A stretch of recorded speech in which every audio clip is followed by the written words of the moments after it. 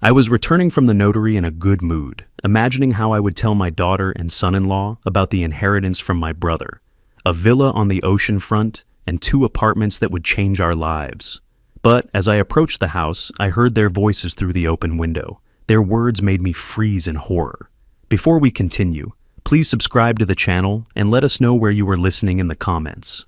The phone rang while I was sorting through old case files in my home office. Fridays usually meant quiet mornings, but the unfamiliar number on the screen made me hesitate before answering. Mr. Brooks, this is Amber Foster, Notary Public. I need you to come to my office immediately regarding your brother James's estate. Can you be here within the hour? Her voice carried that particular urgency lawyers recognize, controlled crisis. My chest tightened. James, Yes, I can be there.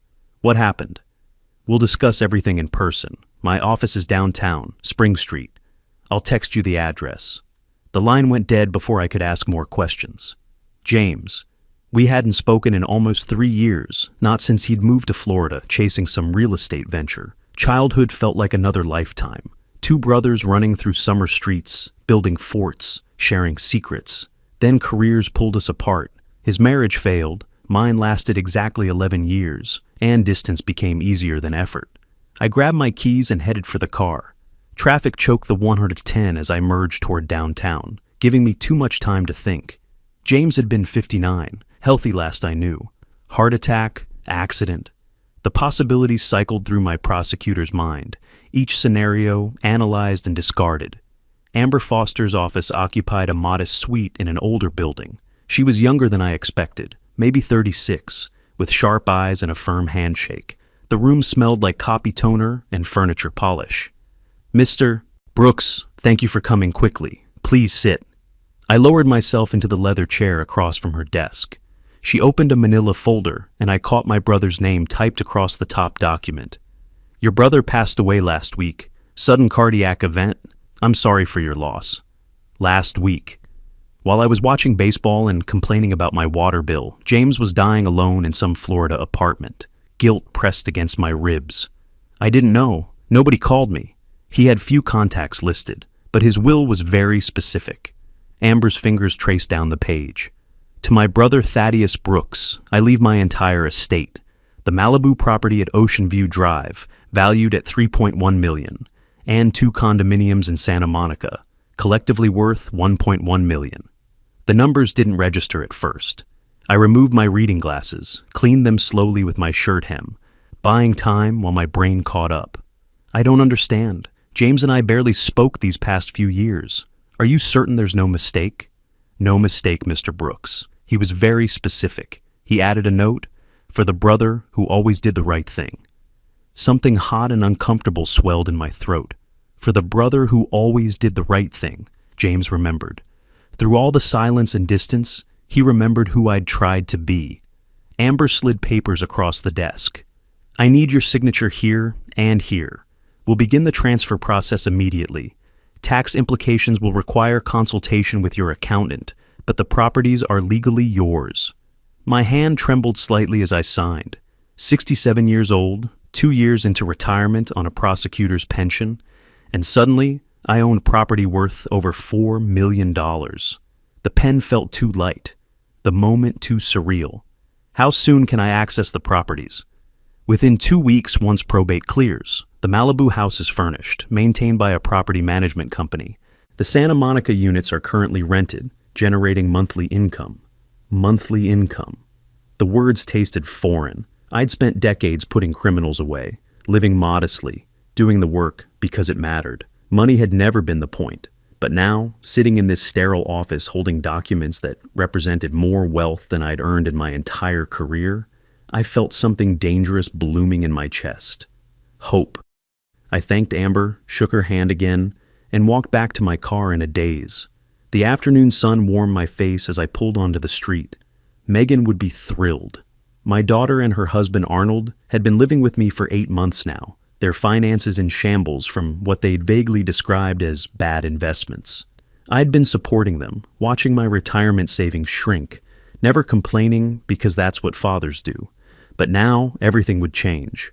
I could help them properly, maybe even give them one of the Santa Monica condos, Family taking care of family, the way it should be. I rehearsed the words as I drove. Keep it simple. Don't oversell.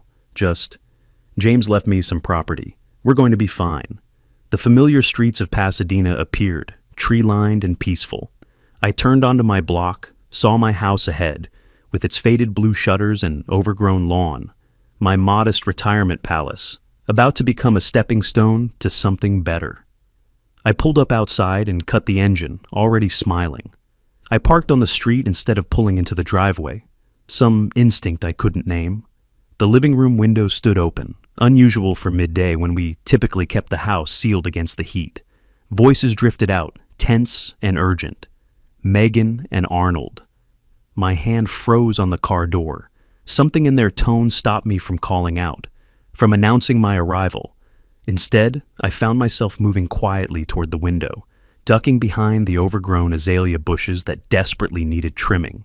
The branches scratched my arms, but I held still, listening. If Dad finds out about our debts, he'll throw us out. We can't let that happen, Arnold. We can't. Megan's voice carried that whining edge I'd heard too often lately. But the words themselves? Debts? What debts? He won't find out. We stick to the plan. Arnold's response came flat, emotionless. Tomorrow, you drive him to that psychiatrist I told you about. Guy will write whatever we need for $1,500 cash. My stomach dropped. Psychiatrist? My fingers tightened around my car keys until the metal bit into my palm. What if he refuses to go? Dad's stubborn. He'll ask questions. Then we slip something in his coffee. Sedative. Easy. Arnold's voice held no hesitation, no shame. Once he's in the nursing home, no one listens to old people anyway. His house, his assets, all ours through guardianship. The words landed like physical blows. Nursing home, guardianship, my own daughter and her husband, plotting to drug me, to declare me incompetent, to steal everything I'd worked for. The azalea branches pressed against my back, holding me frozen in a crouch that made my knees ache. But I couldn't move, couldn't breathe. And what about the inheritance? Megan again, sounding excited now. That villa and those apartments. He mentioned James left him properties. We need to move fast before he changes his will. They knew. They'd been listening to my phone calls or snooping through my papers. The violation cut deeper than the conspiracy itself. That's why we moved tomorrow. Arnold's footsteps crossed the room. Get him declared incompetent, establish guardianship, transfer everything. The psychiatrist knows the script. Depression, memory loss, inability to manage finances. Judge will sign off within a week. What if someone questions it? His friends? What friends? The man's a hermit, retired prosecutor who spends his days reading old case files and watching game shows. Nobody's going to fight for him. The clinical assessment of my isolation stung because it was true. I'd let relationships atrophy, focused on work for so long that retirement had left me adrift and alone. Except for Megan. I'd thought at least I had Megan. Her voice wavered. He's still my father. He's an obstacle. Arnold's words came sharp, final. $1,500 for the psychiatrist, maybe another $1,000 for the lawyer who handles guardianship. Small price for $4 million in property. You want to keep hiding from debt collectors? You want them showing up here, asking questions? Silence. Then Megan, quieter now. No, you're right. We do this tomorrow. I backed away from the window, one careful step at a time. My prosecutor's brain had already clicked into gear, cataloging evidence, analyzing the case, elder abuse, conspiracy to commit fraud, unlawful drugging. The charges stacked up cleanly in my mind, a familiar organizational pattern that steadied my shaking hands. I reached my car, eased the door open without sound, and slid behind the wheel, started the engine as quietly as possible, and pulled away from the curb. In my rearview mirror, the house looked the same. Blue shutters, overgrown lawn, the life I thought I knew. My hands gripped the steering wheel hard enough to make the leather creak. Megan's voice echoed in my head. He's still my father. Said like an inconvenience, not a bond. And Arnold's response, he's an obstacle. I drove without destination, just needing distance. The streets of Pasadena blurred past while my mind worked through the problem systematically. No confrontation yet. Confrontation required leverage, evidence, a strategy that guaranteed victory. I'd spent 35 years in courtrooms. I knew how to build a case. They wanted to declare me incompetent, to drug me and warehouse me while they liquidated my life. The inheritance James left me, the validation I'd felt an hour ago in Amber Foster's office, now became something else entirely. Ammunition. I needed time to think, to plan, to become what I'd always been. A prosecutor building an airtight case against criminals who thought they were clever enough to get away with it. The afternoon sun slanted through my windshield, and I just kept driving. I drove for several blocks before I could think clearly. The betrayal kept looping through my mind. Their voices, their casual planning, the way Arnold had called me an obstacle. But rage wouldn't help. Rage was for amateurs. I spotted Memorial Park, pulled into the small lot. The place was nearly empty on a weekday afternoon, just a few joggers and someone walking a collie. I chose a bench beneath an oak tree, far enough from the playground that I could think without distraction. For the first few minutes, I sat with my head in my hands, letting the enormity wash over me. My daughter. The little girl I'd taught to ride a bike, who'd cried on my shoulder when her first boyfriend broke her heart, who'd walked down the aisle holding my arm. That same person now planning to drug me into a nursing home. Then something clicked. The prosecutor's mind, dormant for 2 years, but never truly retired, activated like muscle memory. I straightened my back, folded my hands, and looked at the situation differently. Evidence. That's what mattered. What did I actually have? An overheard conversation. No recording, no witnesses. Any defense attorney worth their retainer would shred it in 5 minutes. Hearsay. Inadmissible. My word against theirs, and who sounds more credible? A devoted daughter or a bitter old man? I'd prosecuted cases like this. The Martinez case, 8 years ago. Son drugging his mother to gain power of attorney, stealing her property. We'd caught him because the mother's neighbor recorded suspicious behavior, physical evidence, documentation, the Chen guardianship fraud, similar pattern, similar solution. You can't arrest people for planning crimes, you arrest them for committing crimes, which meant I needed them to act. The thought settled cold and clear in my chest. Let them proceed. Let them show me the corrupt psychiatrist. Let them attempt the drugging. Let them file the fraudulent paperwork. Every action would be evidence. Every step would tighten the noose. I pulled out the small notepad I'd carried for decades, habit from casework. Wrote 4 numbered items in precise handwriting. 1. Record future conversations, voice-activated devices. 2. Document contact with psychiatrist, photos, recordings, payment evidence. 3. Capture drugging attempt, camera in kitchen, witness if possible. 4. Coordinate with police at exact right moment, California Penal Code. 368. Elder abuse. PC 182. Conspiracy to commit fraud. PC 532. Obtaining property through false pretenses. I could recite the statutes from memory, along with typical sentences. 3 to 4 years imprisonment, restitution, permanent criminal records. The afternoon sun slanted through the oak branches, casting patterns on my notepad. I checked my watch, about an hour since I'd left the house. They probably assumed I was running errands, maybe shopping for dinner like I usually did on Fridays. Good. Let them stay comfortable. I scrolled through my phone contacts, found Stanley Morrison's number. Stanley and I had worked together for 15 years at the DA's office before he'd shifted to criminal defense. Smart lawyer, trustworthy. More importantly, he understood elder fraud cases intimately. We'd prosecuted dozens together. The phone rang twice. Stanley Morrison. Stanley, it's Thaddeus Brooks. I need your legal expertise on a criminal matter. How soon can you meet? His tone shifted immediately. Thad, everything all right? You sound... No, not a hypothetical. This is active conspiracy to commit elder fraud, and I'm the target. Silence. Then, someone's targeting you? Who? Wait, you said elder fraud. You're the victim? His voice climbed half an octave. I can meet you in 30 minutes. My office. Don't do anything until we talk. I won't. I'm thinking like a prosecutor now, not a victim. I stood, joints stiff from sitting. The movement felt good, purposeful. They're planning to move tomorrow, which gives me tonight to build a case. I need recording devices and a contact at Pasadena PD Fraud Division. I've got voice-activated recorders in my office, small, undetectable.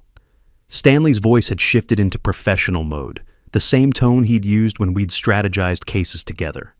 And I know exactly who you need at PPD, Detective Danielle Chen. She worked with us on the Riverside guardianship cases. Sharp, thorough. I'll call her. Good, I'm heading to you now. I walked toward my car, the notepad still in my hand.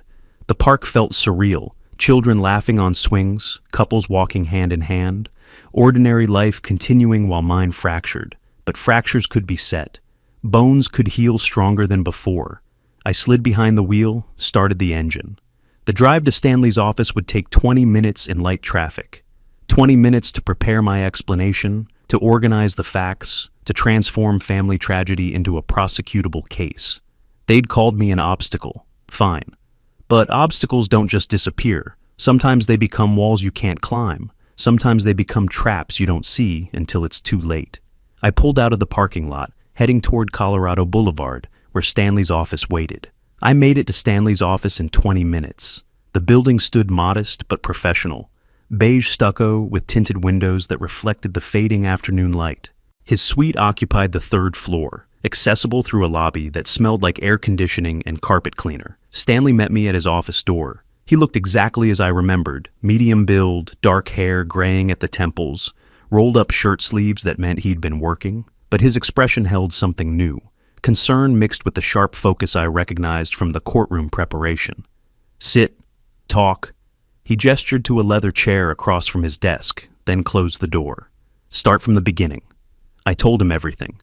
The inheritance call, the drive home, the open window, the overheard conspiracy.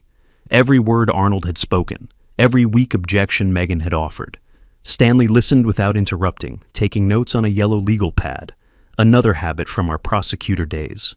When I finished, he set down his pen and exhaled slowly. Your own daughter, that's...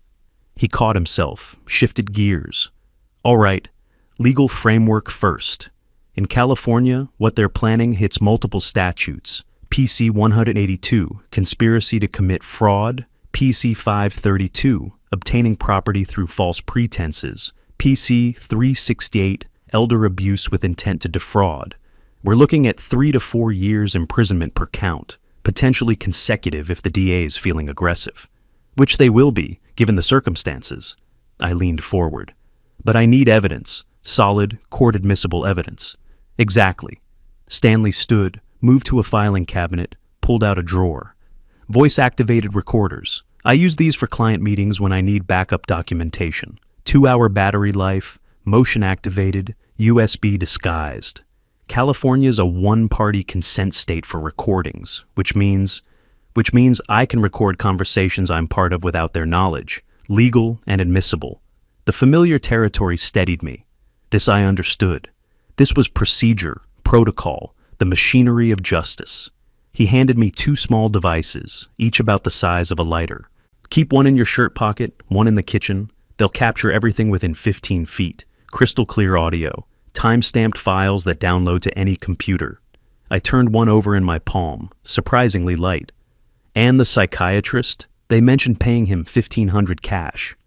That's bribery of a medical professional, possibly medical fraud. If you can photograph the exchange, record their conversation with him, that's ironclad. Stanley pulled out his phone. I'm calling Detective Chen. She needs to hear this directly from you. Understand the timeline. He dialed, switched to speaker. 3 rings, then a woman's voice, crisp and professional. Chen, Fraud Division. Danielle, it's Stanley Morrison. I've got Thaddeus Brooks in my office. Yeah, former ADA Brooks. He's the victim in an active elder fraud conspiracy, and we need your involvement. I'm putting him on. Mr. Brooks? Her tone shifted, respectful. I remember your work. What's the situation? I outlined the conspiracy again, more concisely this time. Chen asked pointed questions. Timeline, specific threats, evidence currently available, resources of the conspirators. A good detective, thorough without wasting time. Here's how we'll proceed, she said finally. Gather recordings of them discussing the plan, document any contact with medical professionals. If they attempt drugging, that's aggravated assault. Call 911 immediately. I'll have a patrol unit on standby starting tomorrow morning. The moment you have actionable evidence, we move." "What about the psychiatrist?" I asked. "If they meet with him tomorrow, I'll run background checks tonight, see if any local psychiatrists have prior complaints or investigations. If we can identify him before the meeting, that helps our case." "But Mr. Brooks," she paused, "you're walking into a dangerous situation. These are people who've already planned to drug you. Don't underestimate them." "I spent 35 years prosecuting criminals," I said quietly. "I won't underestimate them, but they've already underestimated me." We ended the call. Stanley walked to his small office refrigerator, pulled out 2 bottles of water, handed me one. The gesture felt absurdly normal, like we were just colleagues catching up, not preparing to take down my own family. "You need to act completely natural when you go home," he said. "They can't suspect you know anything. Can you do that?" I thought about the thousands of witnesses I'd prepared, the defendants I'd watched lie under oath, the performances I'd evaluated in the courtroom after courtroom. "I can do that." "Good." He handed me a business card. "My cell's on there. Anything seems wrong, anything escalates, you call immediately. I don't care if it's midnight." I pocketed the recorders, slipped the card into my wallet, shook Stanley's hand, firm grip, the kind that meant partnership, not just professional courtesy. The elevator ride down felt longer than it should have. Through the lobby windows, I could see evening settling over Pasadena, streetlights beginning to glow. Somewhere in the city, my daughter and her husband were probably making dinner in my kitchen, refining their scheme, counting my money before they'd even stolen it. I reached my car, sat behind the wheel without starting the engine. The recorders pressed against my chest pocket, small and hard, tools of truth, instruments of justice. Tomorrow I'd return home and pretend nothing had changed. I'd smile at Megan, tolerate Arnold, drink coffee and eat breakfast while they watched for signs of weakness. They wanted a confused old man? I'd give them a performance worthy of an Oscar. Then I'd watch them destroy themselves, one recorded word at a time. I started the engine and headed home. I made it home just as evening settled in, the sky fading from orange to purple. The drive had taken about 20 minutes, enough time to compose my face into something resembling normalcy. Before leaving the car, I checked my reflection in the rearview mirror, practiced the smile of a man with good news to share. The recorder pressed against my chest, a hidden truth beneath manufactured calm. The front door opened before I could reach for my keys. Megan stood there, face instantly morphing into concerned daughter mode. "Dad, you were gone so long, we were worried sick. You didn't answer your phone." Her voice pitched higher than usual. Stress marker. "Where were you? Are you feeling all right? You look tired." I returned her hug, noting the tension in her shoulders, the way her arms barely squeezed before releasing. Arnold appeared behind her, standing from the couch with careful concern painted across his features. "Just drove around a bit after seeing Stanley.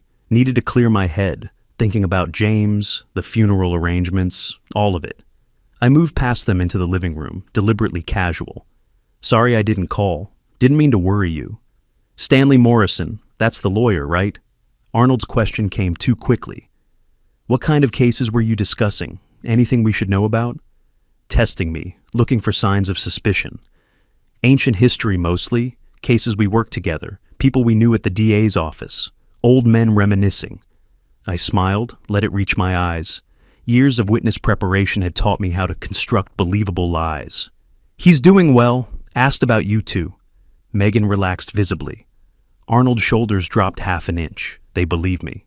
"I made chicken," Megan said. "We ate earlier than usual, 6 o'clock, but there's plenty left. You must be starving." The dining room table had been set for 3. They'd waited for me, probably worried I'd discovered something, gone to the police. I sat in my usual chair, accepted the plate Megan brought, and waited until we'd all started eating. Then I dropped the bait. "Actually, I have incredible news. James left me his entire estate, villa in Malibu, 2 condos in Santa Monica." I paused, watching them. "The notary estimates it's worth close to $5 million. Can you believe it? $5 million. The real value was $4.2 million, but inflation served a purpose. Make them reckless. Make them urgent." Arnold's fork stopped halfway to his mouth. Megan's breath caught audibly. Under the table, their hands found each other. I saw the movement, the silent communication passing between them. That's incredible, Dad. Megan's voice trembled. 5 million. James really came through for you. For us, I corrected gently. You're my daughter. This changes things for all of us. I let hope color my tone, played the generous father. Maybe you two can finally get back on your feet. Maybe one of those Santa Monica condos could be yours. Arnold's pupils dilated, greed, naked and unmistakable. That's generous, Thaddeus, very generous. He set down his fork with careful precision. We appreciate everything you've done for us these past months. Past tense, as if I were already gone. After dinner, Megan cleared dishes while Arnold and I moved to the living room. I settled into my armchair, grabbed yesterday's newspaper as a prop. Natural movement took me past the bookshelf where I'd positioned the first recorder in my pocket earlier. My hand brushed the spine of a law dictionary, fingers finding the small device behind it. One press, silent activation, 2 seconds that looked like nothing. I opened the newspaper, appearing to read. Arnold moved to the window, pulled out his phone, dialed. His voice dropped low, but the recorder would catch everything within 15 feet. Dr. Martinez, Arnold Watson, tomorrow, 10 a.m., confirmed, my father-in-law. He turned slightly away from me. You'll evaluate him for competency issues, provide the documentation we need, $1,500 in cash, as agreed. Don't worry, he won't suspect anything, trusting old man. Each word landed in my mind like physical evidence. Conspiracy to commit fraud, bribery of a medical professional, elder abuse. The charges stacked themselves neatly, ready for prosecution. Arnold pocketed his phone, returned to the couch. Everything all right with your friend? I asked, eyes still on the newspaper. Business thing, nothing important. He smiled. Tomorrow's going to be a good day, Thaddeus. A really good day. Megan returned from the kitchen, dried her hands on a dish towel. Dad, I was thinking, tomorrow I should take you for a checkup. Just routine. You're at that age where regular medical visits are important. She tried to sound casual, failed. I already made an appointment for mid-morning. That's thoughtful. I folded the newspaper, set it aside. What time? 10 o'clock, not too early. You can sleep in a bit. Sounds perfect. I stood, stretched. Think I'll turn in soon. Long day, emotional day. Of course, Dad. Megan moved to hug me again. We're so happy for you, about the inheritance, about everything. I held her briefly, this stranger wearing my daughter's face. I'm happy too, sweetheart. Things are finally looking up. In my peripheral vision, Arnold and Megan exchanged a glance. Satisfaction. Victory assumed. I climbed the stairs to my room, movements slow, portraying exhaustion. Behind me, their voices dropped to whispers, too low for me to hear naturally, but the recorder would catch them. Inside my bedroom, I closed the door and waited. The evening continued, tension thick beneath normal conversation. I could hear them downstairs, moving through the house, their voices occasionally rising enough for me to catch fragments. My door stayed slightly ajar, believable for a man with nothing to hide. Around 7 o'clock, footsteps climbed the stairs. A gentle knock. Dad, I brought you chamomile tea, your favorite. Megan's voice carried practiced sweetness. Drink it while it's hot. It'll help you sleep.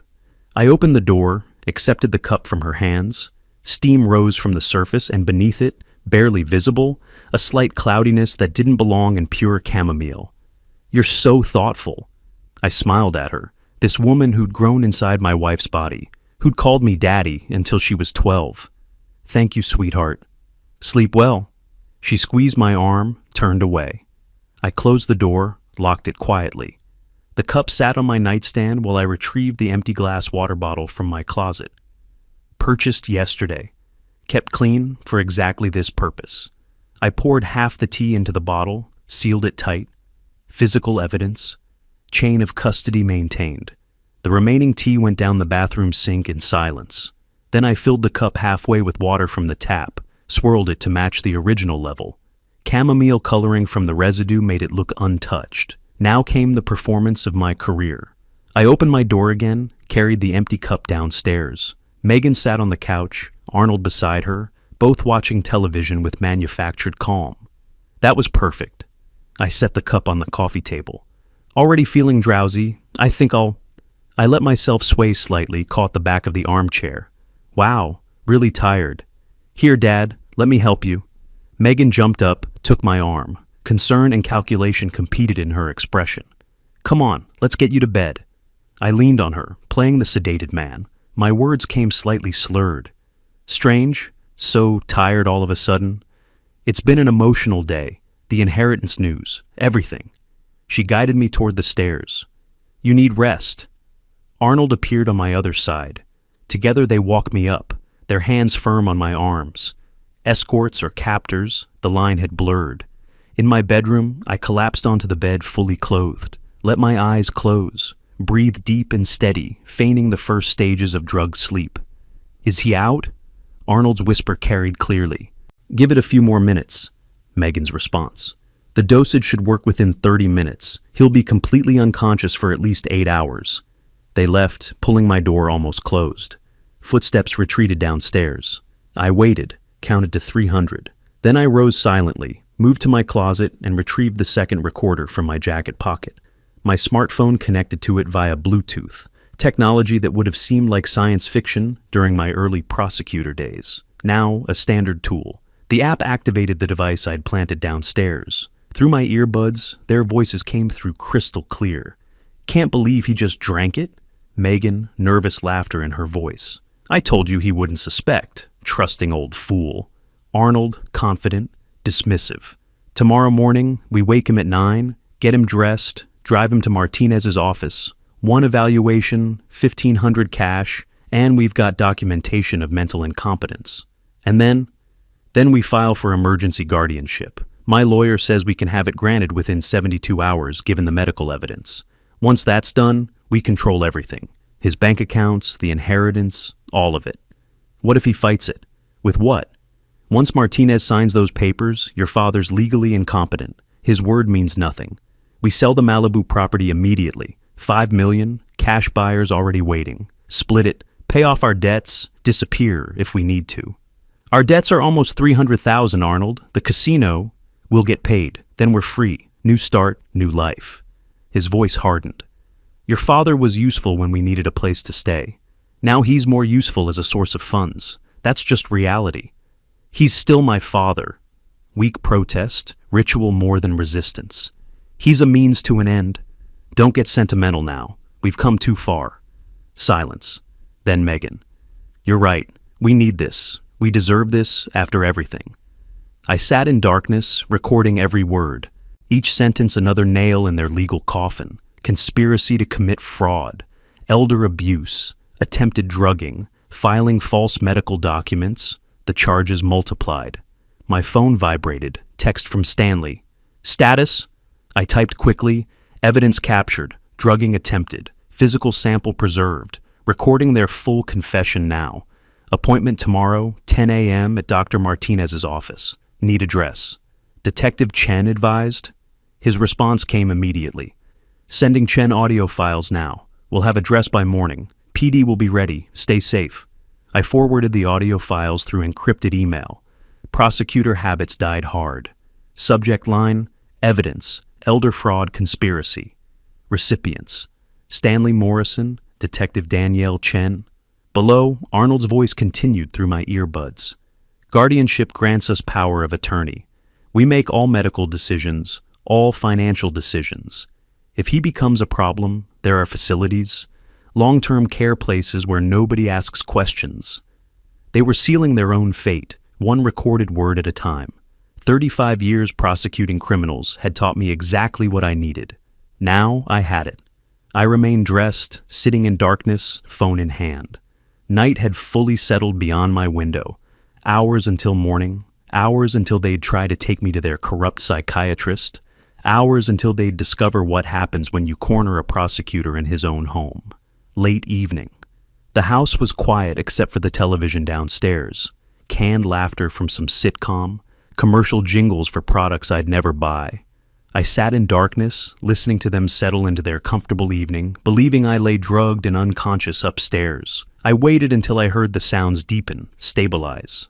Then I eased my bedroom door open, moved down the hallway in socks. The third step on the stairs creaked. I remembered from years of late-night trips to the kitchen. I skipped it, kept to the wall where the boards held firm. Through the living room archway, I could see the television's glow, their silhouettes on the couch. The back door opened silently. I'd oiled the hinges 3 months ago. My home office sat at the rear of the property, a converted garage partially concealed by oak trees. I'd used it occasionally during my prosecutor years. Secure storage for sensitive case files. A place to work when the house felt too small. Megan had been here once, maybe twice when she was young. She wouldn't remember it. Arnold had never had reason to know it existed. I unlocked the door, flipped on the lights. The space smelled like old paper and dust. Filing cabinets lined one wall. My old desk commanded the center. A small window faced the driveway. I arranged chairs, set the tea bottle under the desk lamp like crime scene evidence, and pulled out my phone. Text to Stanley. At office. When you arrive, come to back of property. Detached building. Door will be unlocked. His reply came immediately. 20 minutes. While I waited, I organized. The recordings on my phone, queued and ready. The bottle positioned for optimal viewing. My old legal pad with notes about timeline, charges, evidence chain, muscle memory from decades of case preparation. Headlights swept the driveway. Stanley emerged carrying a laptop and legal pad, tools of our shared trade. He entered, looked around at the familiar setup, and set his materials on the desk. "Play them," he said simply. I started with Arnold's call to Dr. Martinez. Stanley's expression hardened as Arnold's voice filled the small office. 10 a.m., confirmed. My father-in-law. You'll evaluate him for competency issues, provide the documentation we need, $1,500 in cash, as agreed. Then the post-drugging conversation, every word of their plan laid bare. The guardianship scheme, the property seizure, their callous assessment of me as obstacle and resource. Stanley opened his laptop, pulled up California Penal Code. His fingers moved quickly across the keyboard. PC 182, conspiracy to commit fraud under PC 182. The drugging attempt, that's PC 347, administering a controlled substance to aid commission of a felony. And the bribe to the psychiatrist is PC 67.5. He looked up, meeting my eyes. Thad, they're looking at 3 to 4 years minimum, each. Good. The word came flat, emotionless. 35 years prosecuting had taught me to separate law from feeling. This was simply consequence meeting action. More headlights. Detective Danielle Chen's unmarked sedan pulled up, 2 uniformed officers with her. She entered briskly, badge clipped to her belt, field test kit in hand. Mr. Brooks. She shook my hand, firm grip, professional respect. I've reviewed the audio files you sent. Now I need to see the physical evidence. I handed her the bottle. She held it up to the light, examining the slight cloudiness, then opened her kit.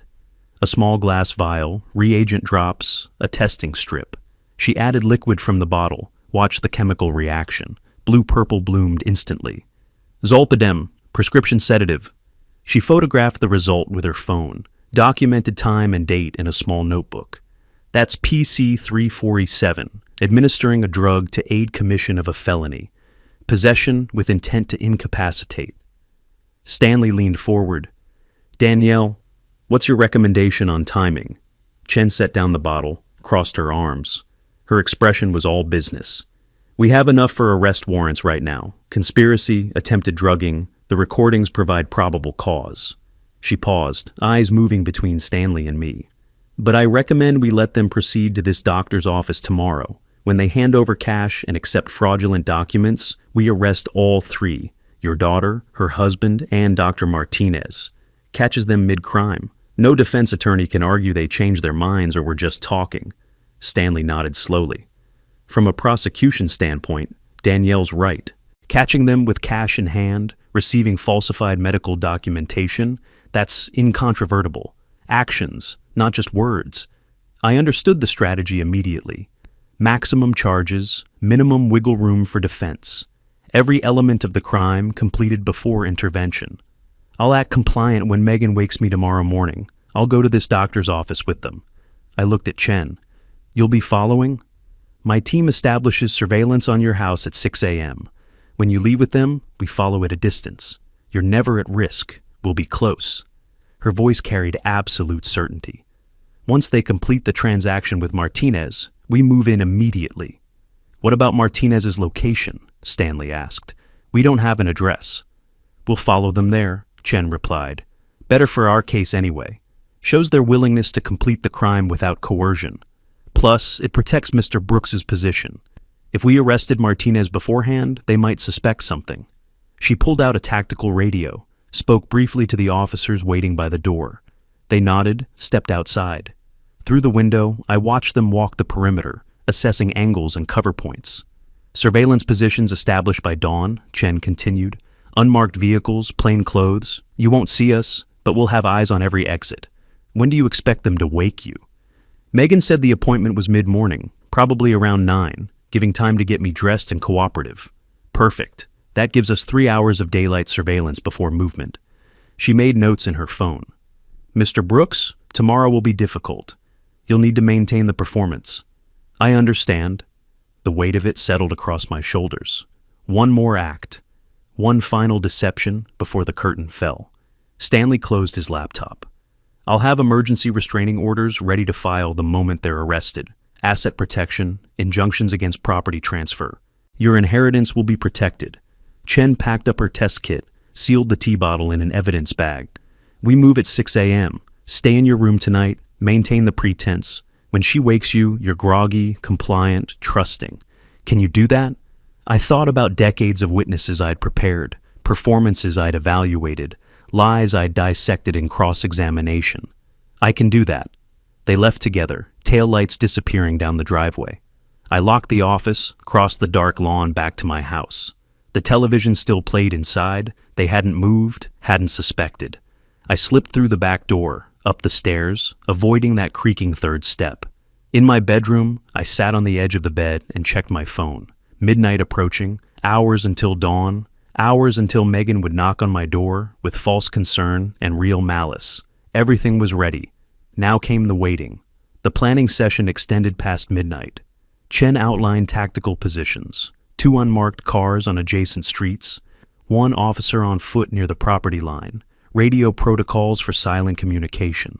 Stanley reviewed the legal filings he'd prepared, emergency protective orders, asset freeze paperwork, guardianship challenge documents, each piece positioned to deploy the moment arrests were made.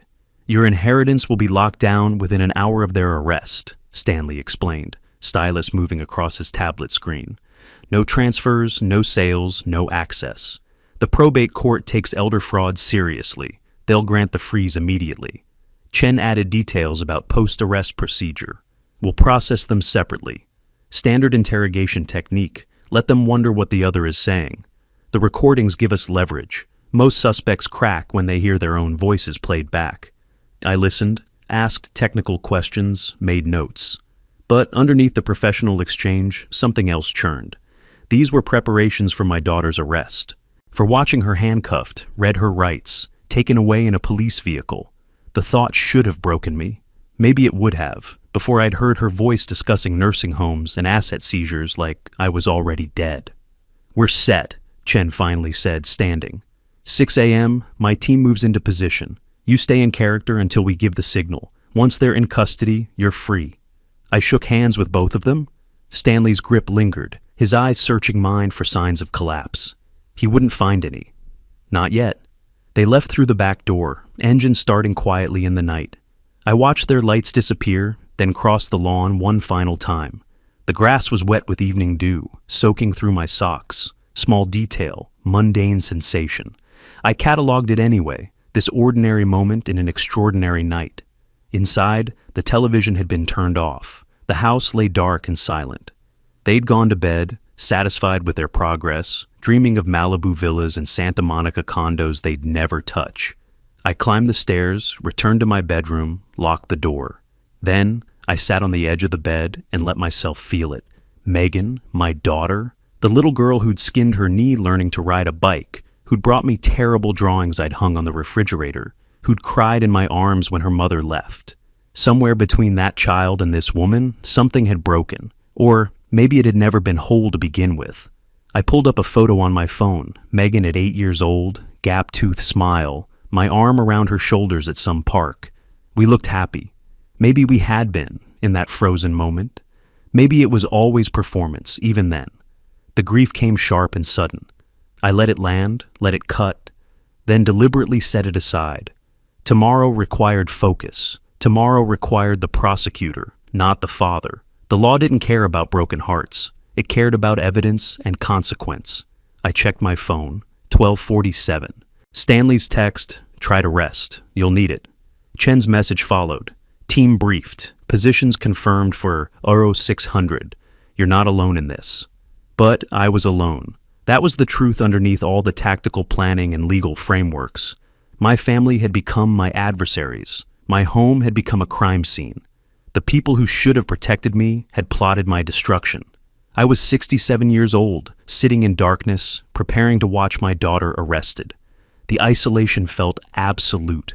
I lay back on the bed, still fully clothed, phone on my chest. Sleep wouldn't come, I knew that. Instead, I ran through tomorrow's performance step by step. Groggy when she wakes me. Confused but compliant. Trusting, because that's what they expected. The old man who drinks drugged tea and follows instructions. Outside my window, the neighborhood lay quiet. Streetlights cast shadows across the ceiling. Somewhere out there, Chen's surveillance team would be arriving in a few hours. Stanley would be awake too, reviewing his filings, making sure every legal protection was airtight.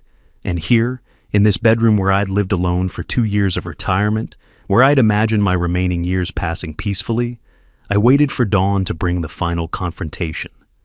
My phone screen glowed in the darkness. 1:32, then 1:45, 2 o'clock. Time moved with deliberate cruelty, each minute a separate eternity. I thought about James, my brother who'd left me $5 million and a note for the brother who always did the right thing. He'd known something about doing right even when it hurt, even when it cost. This was right. I knew it with prosecutorial certainty. They'd planned elder abuse, conspiracy, fraud. They'd drugged me, or tried to. They'd spoken about nursing homes and asset seizures with casual cruelty. The law required consequence. Justice demanded response. But knowing it was right didn't make it easier.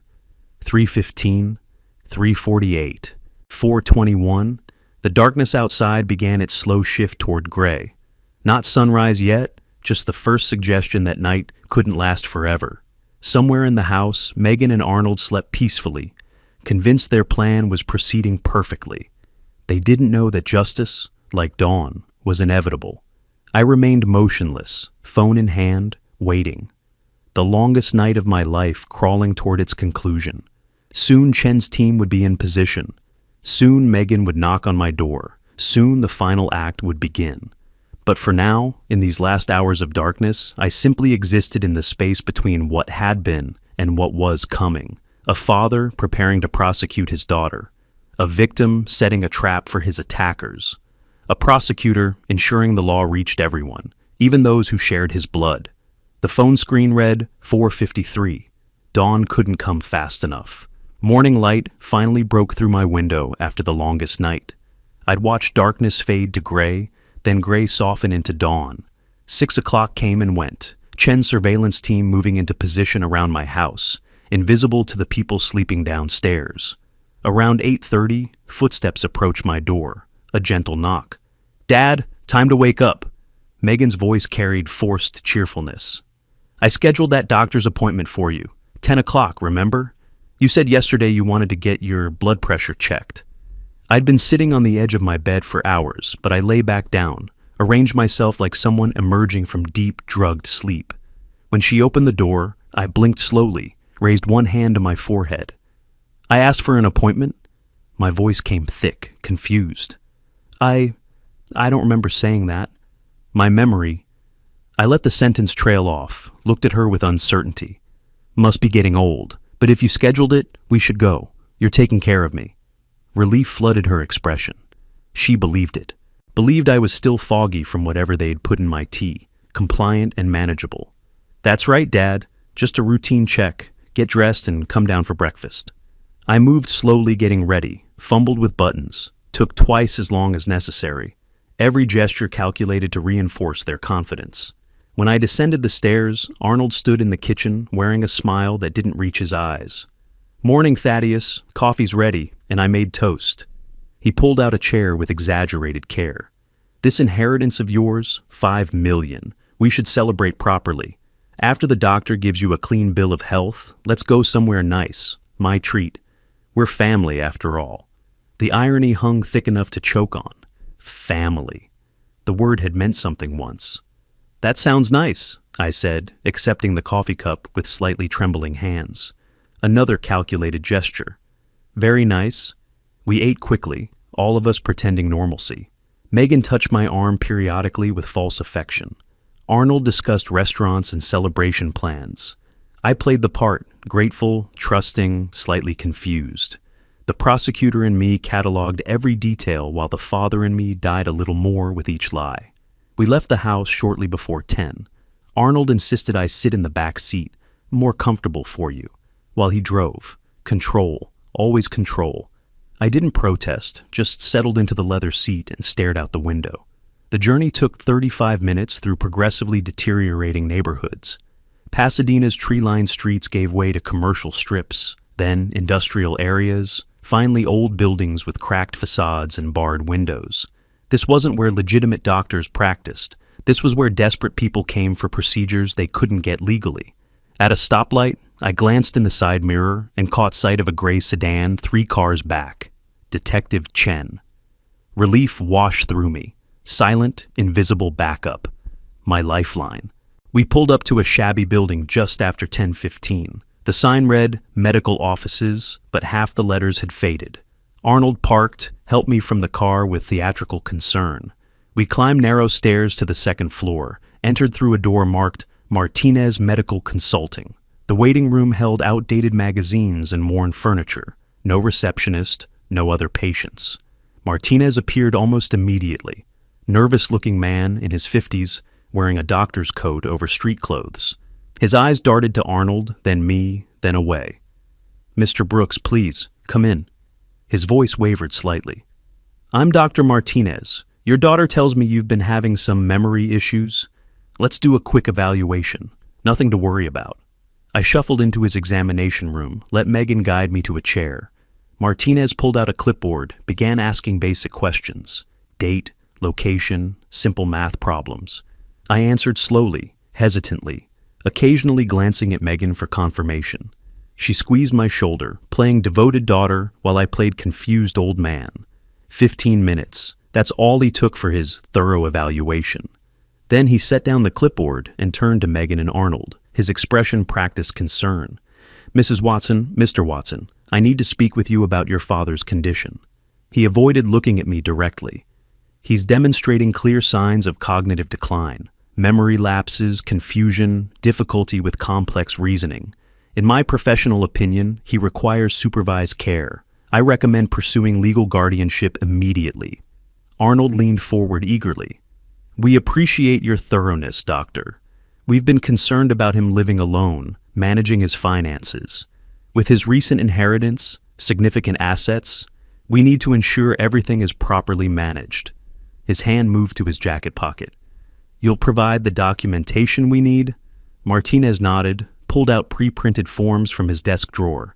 Competency evaluation, recommendation for guardianship, medical justification, everything you'll need for court. Arnold's smile widened. He reached into his jacket, extracted a white envelope. The envelope I knew contained $1,500 in cash. Payment for fraud, payment for selling his professional ethics, payment for helping destroy an old man's autonomy. "As we discussed," Arnold said, extending the envelope. Martinez reached for it, fingers inches from the exchange. This was it. The crime completed, every element in place. Conspiracy, fraud, bribery, elder abuse, all of it captured, documented, ready for prosecution. I touched my jacket pocket, felt the weight of my phone. Chen was outside. Stanley would be nearby. Justice was seconds away. Arnold's fingers released the envelope. Martinez's hand closed around it. The transaction completed. The door burst open. "Police! Nobody move!" Detective Chen entered first, badge raised, 2 uniformed officers behind her. Martinez dropped the envelope like it burned. Cash scattered across the floor. Visible, countable, irrefutable evidence. Hands where I can see them. Chen's voice carried absolute authority. All of you, hands up now. Arnold stood, face draining of color. What is this? We're at a medical appointment. You're under arrest. Chen moved toward him with handcuffs ready. Arnold Watson, you're being charged with conspiracy to commit elder fraud, attempted administration of controlled substances, and bribery of a medical professional. Turn around. This is insane, Arnold's voice climbed. We haven't done anything. Tell them, Martinez. Tell them this is legitimate. But Martinez had his hands raised, eyes wide with panic. I want a lawyer. I'm not saying anything. I want a lawyer right now. Megan turned to me, her face crumbling. Dad, what's happening? Why are the police here? I stood slowly, dropping the confused elderly man act like a discarded costume. When I spoke, my voice carried 35 years of prosecutorial weight. I heard you, Megan. Through the window, yesterday afternoon. I heard everything. The color drained from her face. You... What? The nursing home, the drugged coffee, the psychiatrist bribe, your husband discussing me like I was already dead. I kept my voice level, factual. I heard every word, and I recorded all of it. No. She shook her head frantically. No, Dad, you don't understand. I understand perfectly. You conspired to declare me incompetent, drug me, seize my assets through fraudulent guardianship, and warehouse me in a facility where nobody would listen to me. I pulled out my phone, held it up. California Penal Code 368, elder abuse, PC 182, conspiracy, PC 347, administering drugs to commit a felony. You're looking at 3 to 4 years in prison, minimum. Arnold lunged toward the door. The officer caught him, forced him against the wall. Assault on an officer? That's another charge. Chen finished handcuffing Arnold, moved to Megan. Megan Brooks Watson, you're under arrest for conspiracy to commit elder fraud and attempted administration of controlled substances. Dad, please, Megan's voice broke. I'm your daughter. You can't do this to me. You did this to yourself. The words came cold, final. You chose this when you decided I was an obstacle instead of a person, when you put a sedative in my tea, when you planned to lock me away and steal everything I had. Chen read them their rights while officers secured Martinez, the medical forms, the cash, the clipboard with falsified notes. Everything collected as evidence. Through the office window, I saw more patrol cars, crime scene techs arriving. Stanley appeared in the doorway, legal folders under his arm. His eyes met mine, a moment of shared professional satisfaction. Cases like this, clean evidence, clear charges, criminals caught in the act. These were the cases that restored faith in the system. Assets frozen, Stanley told me quietly. Emergency protective orders filed. Your will has been amended. Megan's removed as beneficiary. Everything's protected. They took Megan and Arnold to separate patrol cars. Through the window, I watched my daughter, handcuffed, crying, being read her rights in a parking lot in the worst part of Los Angeles. She looked back once, seeking my face, perhaps hoping for rescue. I turned away. Detective Chen drove me to the station for my official statement. 3 hours of testimony, documenting everything. The overheard conversation, the recordings, the drug tea, the fraudulent medical appointment, stenographer capturing every word, chain of evidence meticulously preserved. There'll be a rain Monday morning, Chen told me when we finished. Bail will be high given the charges. Your restraining order prohibits contact. They can't call you, can't approach you, can't ask for help. Good. The word felt insufficient but true. Stanley walked me to my car in the station parking lot. You did the right thing, Thad. You know that, right? I know. I gripped my keys, looked at the late afternoon sun. Doesn't make it feel better. It's not supposed to feel better. It's just supposed to be right. The drive home took 40 minutes. Traffic, weekend shoppers, ordinary people living ordinary lives. I parked in my driveway, entered my house, empty now, truly empty. No daughter cooking dinner, no son-in-law watching television, just silence and the ghosts of what should have been. I sat at my kitchen table and made the necessary calls. First to Amber Foster, the notary. The will needs immediate revision. Remove Megan Brooks Watson completely. I'll designate alternate beneficiaries. Second to Stanley. Begin divorce proceedings on her behalf if needed. I want no legal connections remaining. Third to my bank. Freeze all accounts pending investigation. Practical steps. Forward motion. The things you do when family becomes enemy and justice becomes necessity. Evening settled over Pasadena. In my quiet house, I poured a glass of water. Just water, nothing hidden, nothing dangerous, and stood at the kitchen window. Somewhere across the city, Megan sat in a holding cell. Arnold beside her, or separate, both facing reality. Martinez awaiting arraignment. All of them learning that consequences are real, that theft has a price, that betraying trust carries weight. I'd won. The law had functioned, evidence had prevailed, justice had been served, but victory tasted like ash. I picked up my phone one final time, dialed Amber Foster. I want to begin processing the inheritance immediately, and I need recommendations for estate planning, proper beneficiaries this time, people who won't try to kill me for it. Her voice carried sympathy. I'll have everything ready by Tuesday, Mr. Brooks. I'm sorry about your daughter. So am I. I ended the call. The house remained quiet. Tomorrow would bring paperwork, legal proceedings, the machinery of justice grinding forward. Megan would face trial, Arnold too. Martinez would lose his license and freedom. The system would function as designed, and I would remain here, in this empty house, with my inheritance and my vindication and the permanent absence of family. 67 years old, alone, victorious. Right, but hollow. I set down my phone and stared at nothing in particular, processing everything: the betrayal, the trap, the arrests, the look on Megan's face when she realized I'd known all along. Justice restored, family destroyed, both truths existing simultaneously, neither canceling the other. I took a breath, then another. Tomorrow would come regardless. The legal process would continue. Life would move forward because that's what life does. But tonight, in this quiet house, I simply existed in the space between victory and loss, acknowledging both, accepting neither as complete. The prosecutor had won his case. The father had lost his daughter. Both statements were true. Both statements were permanent. If you like this story, please like this video, subscribe to the channel, and share your impressions of this story in the comments. To listen to the next story, click on the box on the left. Thank you for watching.